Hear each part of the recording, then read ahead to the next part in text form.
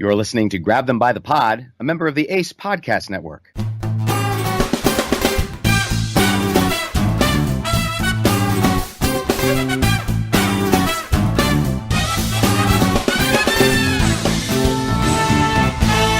Hey, welcome to another exciting edition of Grab Them by the Pod. I'm Kevin with Jesse, and we've been away for a while. We've been doing that lately, and that's because we are two busy people. Jesse's been busy with his new pursuits on our Planning and Zoning Commission. I'm on the Board of Education. We get a little busy, but nevertheless, we've got a lot of exciting stuff for you tonight. So, Jesse, tell us what you've got. Well, last Friday, I didn't do that much work, and I hope my boss doesn't hear that. The reason why, I was on Twitter all day following the developments going on with Mike Flynn. Lots of stuff popping up there. On Friday, Mike Flynn, who, by the way, is the former National Security Advisor, pleaded guilty to lying to the FBI. And as part of the plea agreement, Flynn has agreed to cooperate fully with Bob Mueller's investigation into Russian interference. And the charge he's facing carries a maximum sentence of 5 years in prison. So all I have to say is lock him up. Oh, boy. I couldn't wait to say that when all of this came down last Friday. And, you know, if this is not sweet, sweet retribution, I must say, you know, after, of course, last August 2016 at the Republican National Convention, when Mike Flynn, the close advisor to candidate Trump, said lock her up in reference to Hillary Clinton, to have the chickens come home to roost has been quite sweet to see. When you do things like that, you're really just asking for karma to come and bite you on the butt. Is really what it is. So according to documents that were filed by Mueller, Lynn lied when he told investigators that he did not ask former Russian ambassador, I should say, Sergei Kislyak, to refrain from escalating the situation, quote unquote, in response to sanctions that President Obama had levied against Russia in response to meddling with the election. Remember, this is why he was fired after 24 days, because he lied to VP Pence. He also lied to the FBI, but that's another story. So the question is, who in the Trump administration knew Flynn was misrepresenting the content of these calls?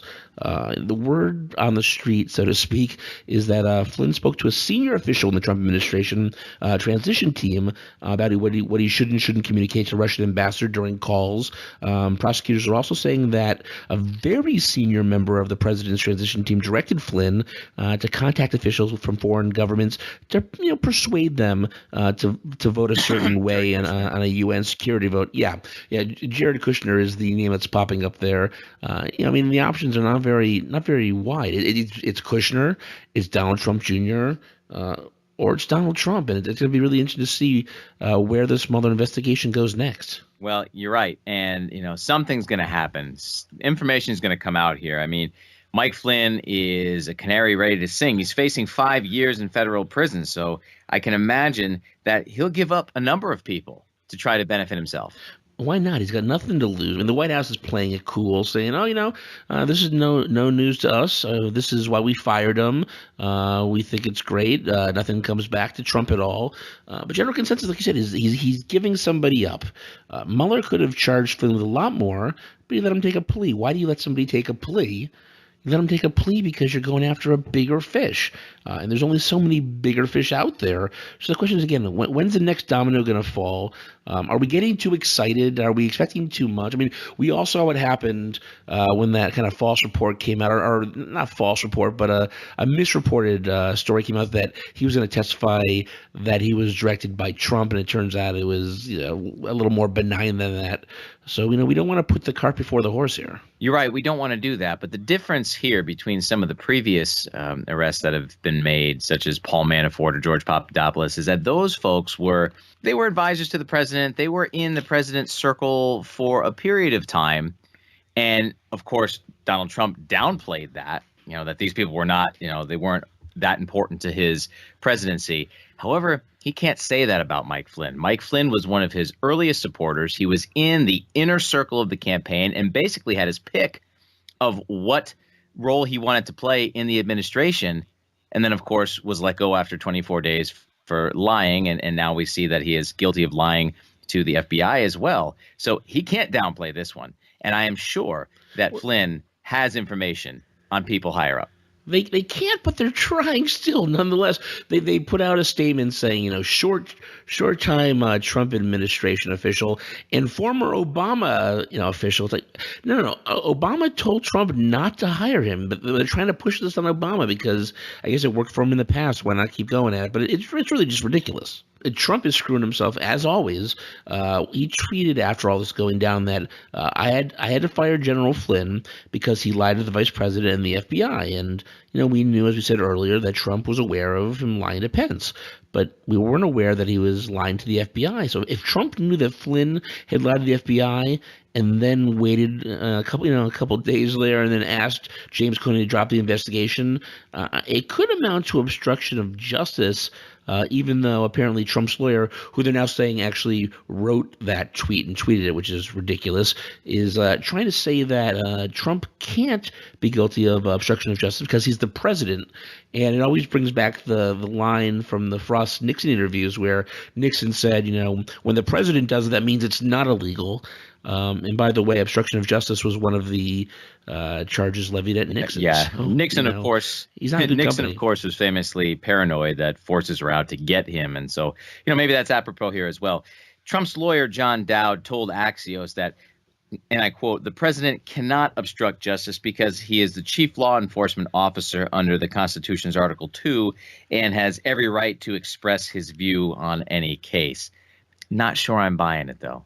And by the way, much like Nixon, would you really be surprised if you found out Trump had an enemies list somewhere? I guarantee it's kind of, you don't watch Game of Thrones, but he's like, are you just repeating the names at night, probably Trump when he's sleeping, of all the people who have wronged him?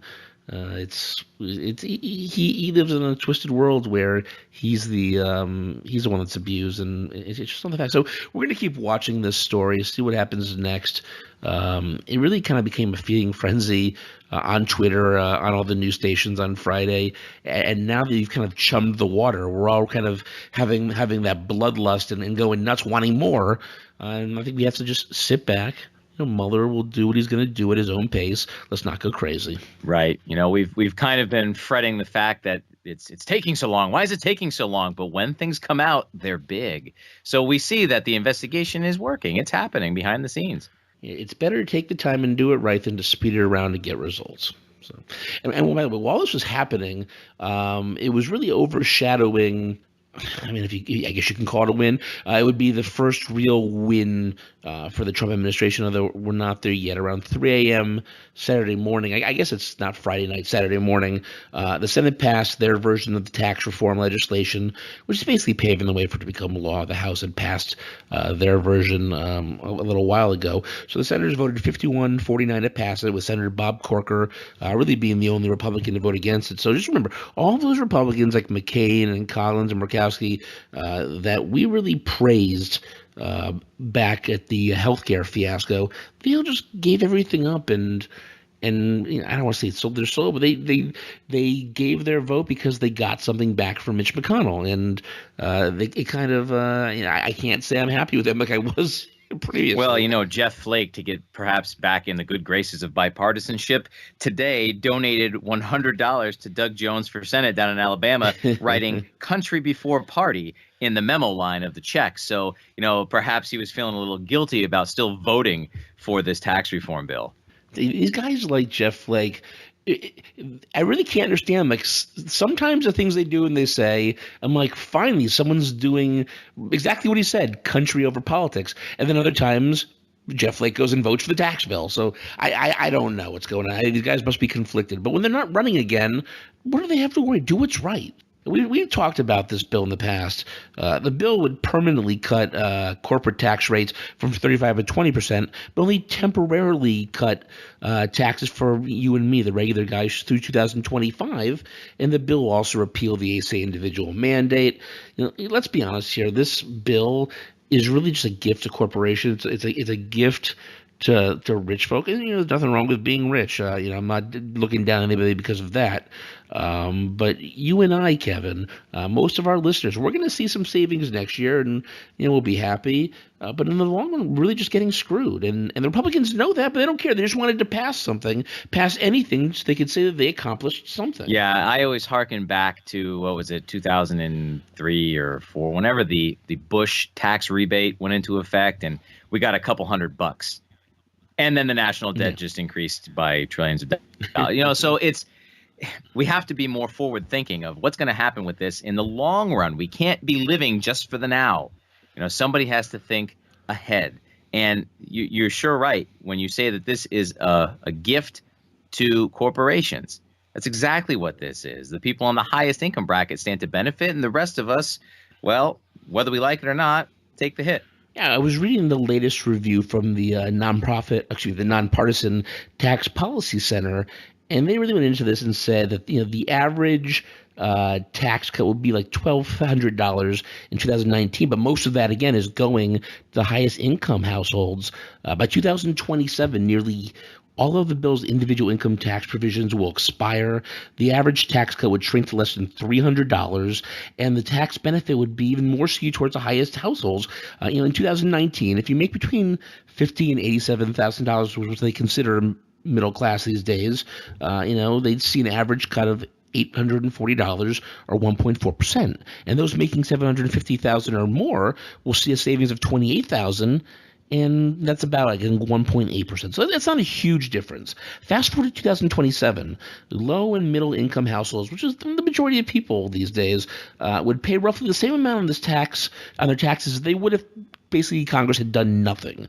But look at, again, those people making $750,000 or more. That's the top 1%. They're going to be saving $27,000, and the top 0.1%, they're going to be saving $182,000 or 1.7% of their after-tax income. That's a lot of numbers I'm throwing out at you, and I'm sorry, but you just have to see that within the next 10 to 15 years, we're not going to be saving bupkis. It's the folks that I guess people aspire to be, which is why they support things like this, that are going to be saving lots and lots of money, people like the Trumps.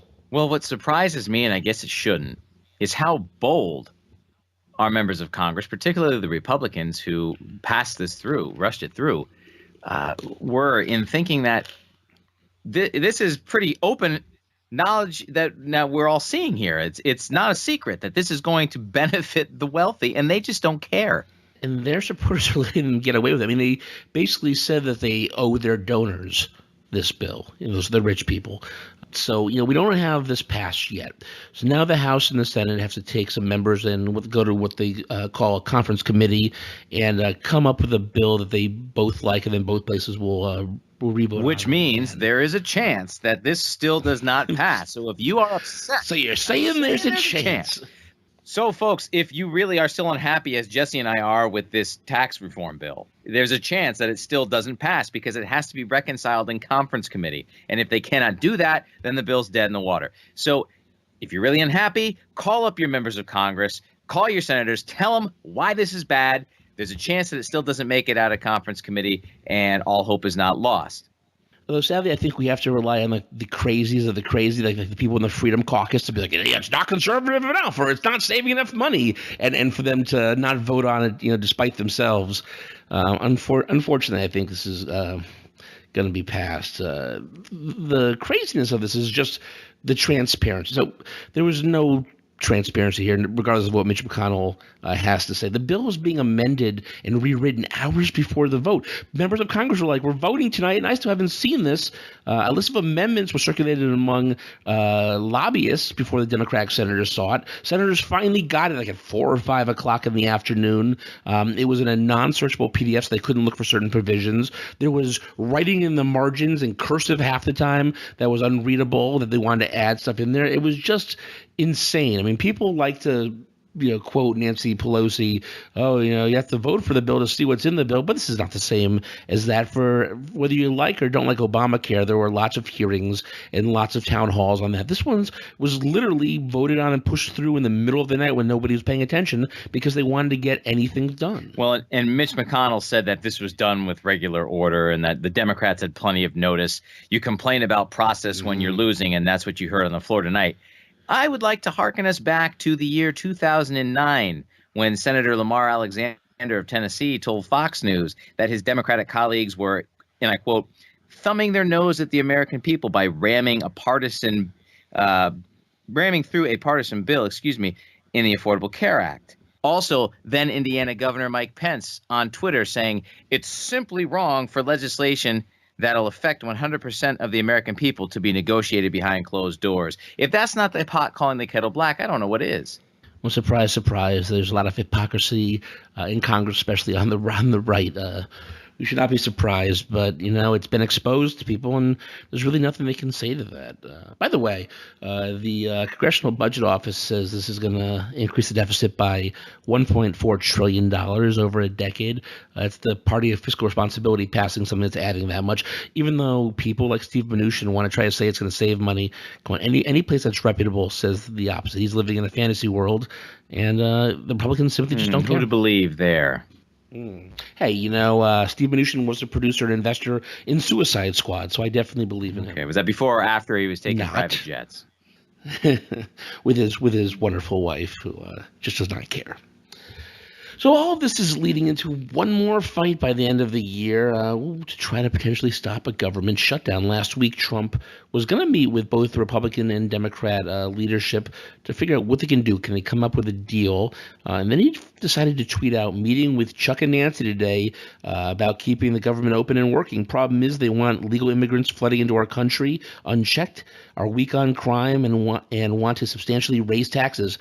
By the way, which they just did. I don't see a deal, so, Pelosi and Schumer are like, screw that, we're canceling this meeting.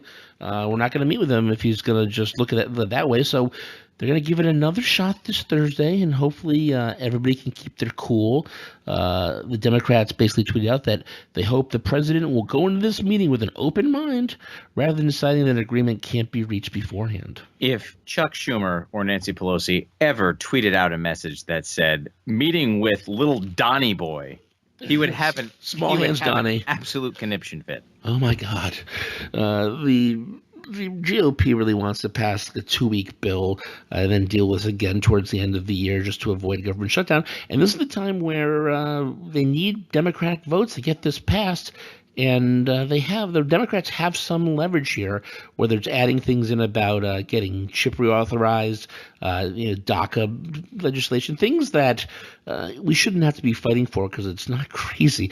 They can now push, that this stuff gets included or the government shuts down. And then the Republicans can try to blame the Democrats if they want, but the Republicans have a majority in both chambers of Congress and the White House. So I don't really know how they can tell the American people it's the Democrats' fault. I don't know either, and yet, sadly, there's a percentage of this country that would believe it, regardless of what truth is. So I'm now into some stuff from last week. I had written this down when we were going to be originally recording this last week, and it got bumped, but I really wanted to leave it in here because it really angers me, and I'll talk a little bit about this later on in the show. But lately, Trump's just been being more offensive than usual. Last week, Trump went on a Twitter spree and retweeted a series of videos that supposedly show violent acts of Muslims. These tweets were first sent out by the leader of an ultranationalist party in Great Britain.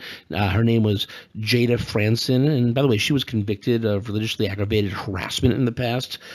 Britain First is basically the British KKK. Britain First sounds awfully familiar. America First. Yeah, I wonder where Trump got his stuff from.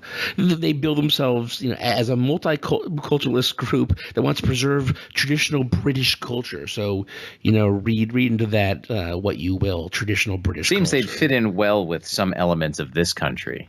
Really, the fact that the president of the United States is retweeting these lunatics, it's ponderous. I can't believe this is happening in my lifetime. And to me, and this is what really sets me off, is Sarah Huckabee Sanders, when asked about the validity of these, she replied, whether the video is real, the threat is real. His goal is to promote strong border security and strong national security. So, good God, the White House is basically championing I can't even talk, I'm so angry, propaganda and real fake news, real false information to help their cause. The ends justify the means for their sake.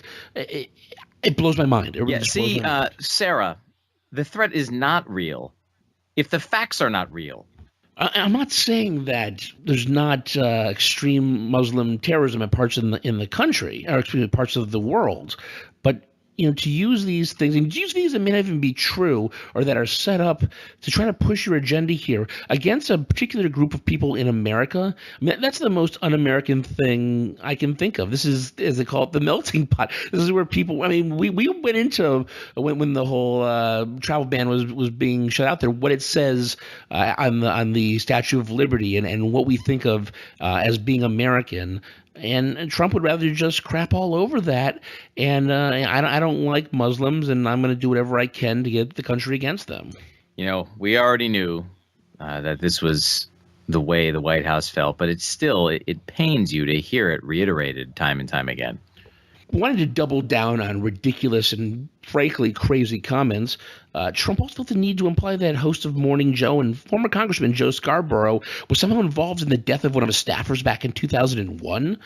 Trump tweeted out because he was pissed at what Joe was saying on his show. Will they terminate low ratings Joe Scarborough based on the quote-unquote unsolved mystery that took place in Florida years ago? Investigate. What the hell? Just to add a little background to this, they're talking with a girl named Lori Klauzutis, if I'm saying that name correctly. It was 28 years old, an office staffer that worked for Scarborough when he was in Congress, and she was found dead in his district office back in 2001. A local medical examiner ruled that her death was an accident. She had an undiagnosed heart condition which caused her to collapse, hit her head on the desk, and that resulted in a fatal blood clot. And for the president to be insinuating that an American citizen was responsible for someone's death, just basically to get back at somebody he doesn't like, it's crazy. It is absolutely crazy, but not surprising considering the man's only newspaper is the National Enquirer. How would you feel? I don't want to go there, Kevin, but you have children. If something unfortunately were to happen to them, how would you feel if the President of the United States was using them as a prop, their memory as a prop, simply just to go with somebody they didn't like? It's sickening. It is. There are certain things that you leave alone, and this would seem to be one of them, but we can't put that past him because he's not above petty bickering and partisan politics. And we're seeing it once again. He doubles down. He gets crazier. And oftentimes it would seem to be to take the attention away from the real issues that matter, i.e. an investigation that's getting awfully close to him. And, let's just go for the trifecta of offending people last week.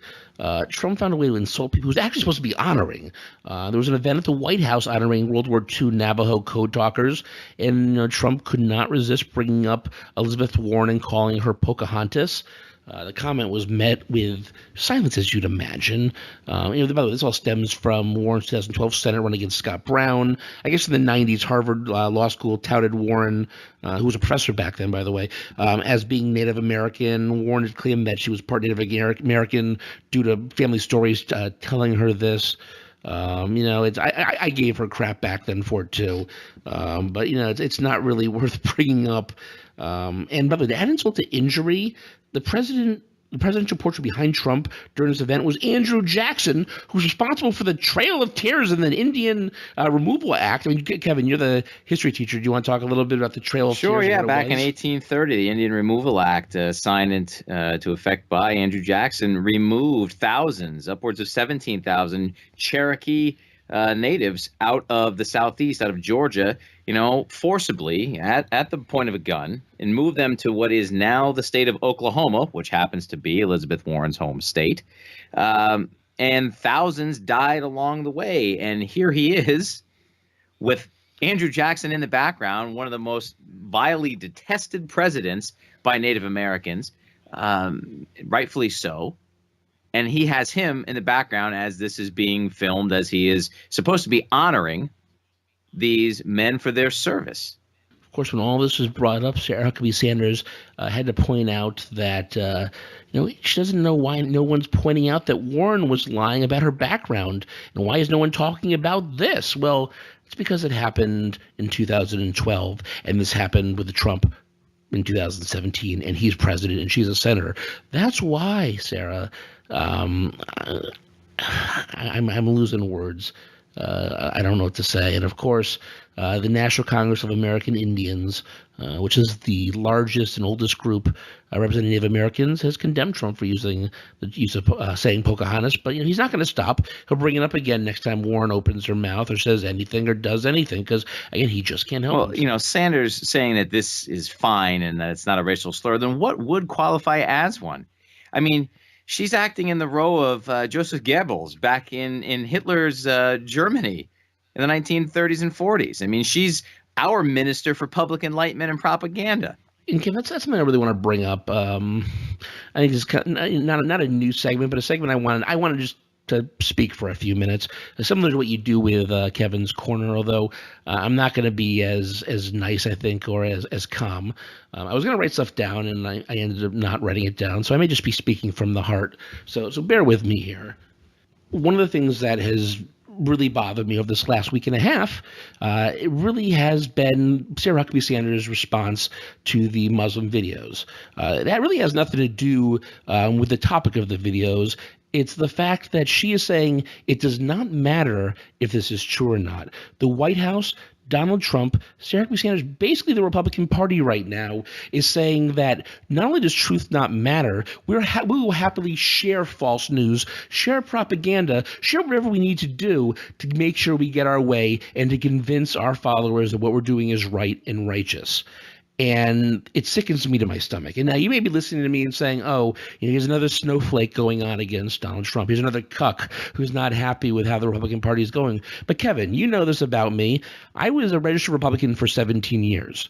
I worked for a Republican member of the House of Representatives. I worked for the Senate Finance Committee as a nonpartisan staff working with both Democrats and Republicans. So my previous credentials with the GOP are just as strong as anybody else. I've been a Democrat registered for the past, less than a year now, because my views have changed as things have gone, and I've seen throughout my time a bunch of really great people who are Republicans, a bunch of great people who are Democrats, a bunch of people who I think, while they may not be speaking out right now, are probably sick to their stomach with what they're seeing. Probably people like Jeff Flake, who know what they're seeing is wrong, but they not speaking out. And you go back to history, I don't want to bring certain things up, but it's when people don't say anything and they don't speak out is when the worst things in our history happen. I don't want to sound like I'm too angry, but there's no other way to sound. I am angry, and Sarah Huckabee Sanders should be ashamed. And I will do my best going forward to be as unbiased as we. It's like we like to tout that we don't take sides, but after some recent events, I just couldn't help myself. So Kevin, I hope I have been able to express myself in a clear way, and I'll turn the floor over back to you. Well, Jesse, thank you for that. And let me say that there was no shortage of events to draw our ire over the last 2 weeks. First, it's become apparent that the only thing of importance to Republicans in Congress is passing a bill, regardless of its expected effects on the American citizen. Rushing a bill that by all accounts will benefit the rich while leaving the middle class with a bait and switch is detestable. These senators are talking out of both sides of their mouths, and it's important for us to acknowledge it. Worse yet, the president's classless and reprehensible behavior should cause all of us to reflect on what we expect from the behavior of a president of the United States. Donald Trump insulted not only Muslims, Native Americans, and a former congressman turned talk show host, he also insulted human decency and American dignity. To make such bold and irrational claims without fact is irresponsible. To base such statements on unsubstantiated evidence is careless and damaging to our democracy. Perhaps the most disheartening thing, however, is the fact that those around the president refuse to call him on this. Dictionary.com's choice of complicit as the word of the year makes more and more sense with each passing day. Said much more eloquently than I would, Kevin, so thank you for that. Before we leave, we should probably mention that we've talked about this in the past. Congressman John Conyers is retiring today, a.k.a. resigning after all the backlash to some of his exploits in the past regarding his female employees. He's saying his son should take over. I would say let's just get the Kanye name out of there for the moment. But, what's going to happen is going to happen. But I'm glad to see at least one member of the old guard moving on. And God help us if we see Roy Moore win his election and join Congress, because there's no place for people who treat men or women that way in a body we hold so dear as the U.S. Congress. Absolutely. All right, that was a very heavy episode, Kevin. So I'm looking forward to wrapping up here. I think we'll have a couple episodes going in before the end of the year. I'm sure you can excuse us if we don't have anything the week of Christmas and New Year's. But and Kevin, Hanukkah's coming up for me for the agnostic Jew. I'll be looking forward to getting some presents for that. Absolutely, we'll be looking forward to lighting the menorah with you, buddy. Oh yeah, I'll be over your house teaching your children and giving them presents. It'll be fun. All right, so until next time, Kevin, I can't say it's been fun, but it's been an experience. We'll see you next time. Later.